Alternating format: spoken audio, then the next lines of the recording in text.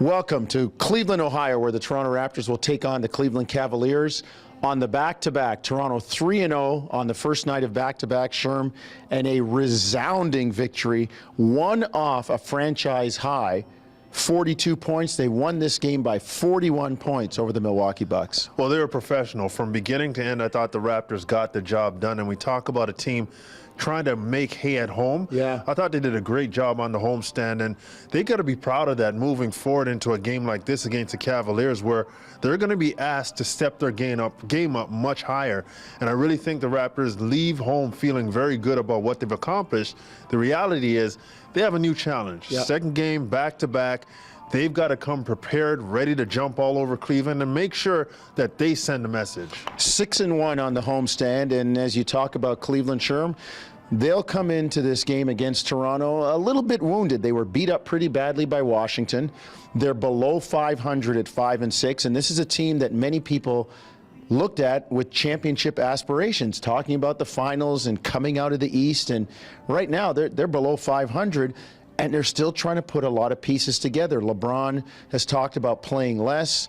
He's got some teammates that really haven't been in winning situations. Right. They've been successful individually, but as you said, not really in winning situations. So it's a challenge for Cleveland, but you can rest assured they're trying to get things right on home court against Toronto. Well, you're right, and they have the potential to be a deadly team on any given night because of the firepower they have.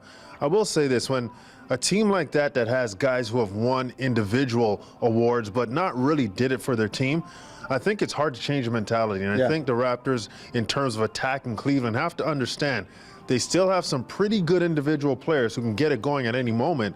If they click as a team, they can be very dangerous. But I think LeBron's trying to send a message. If you want to win, you've got to sacrifice for the good of the team. And getting numbers is great, but it doesn't count for anything at the end of the day. They're trying to win a championship, and LeBron's trying to show guys like Kyrie, Kevin Love, you're great players, but you haven't done enough to help your teams win, respectively. So that whole process takes some time, and I could see LeBron trying to deliver that message in different ways. And also with a rookie coach, there comes a learning curve as well. David Blatt, great international career, but in terms of the NBA, he doesn't have much experience. Well, Sherm, you're talking about development and learning, and I look at Jonas Valanciunas, a Raptor guy who seems to be learning. Raptors perfect this year, undefeated when he has 10 or more rebounds. They had a good number when he did that last year.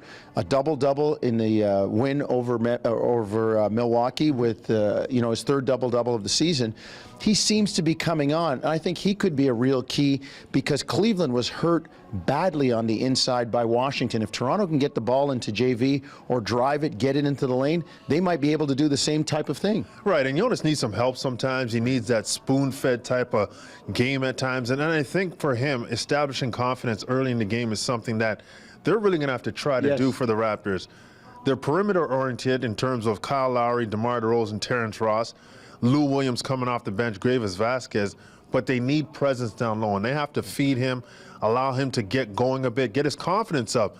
They're going to need him not only now, but throughout the course of this season. So you better start building him up now. All right, well, Toronto will hope to build on a big win over Milwaukee. They come into Cleveland. You can see the game 7:30 on the TSN family of networks, here and on Sportsnet 590 The Fan from the Quicken Loans Arena.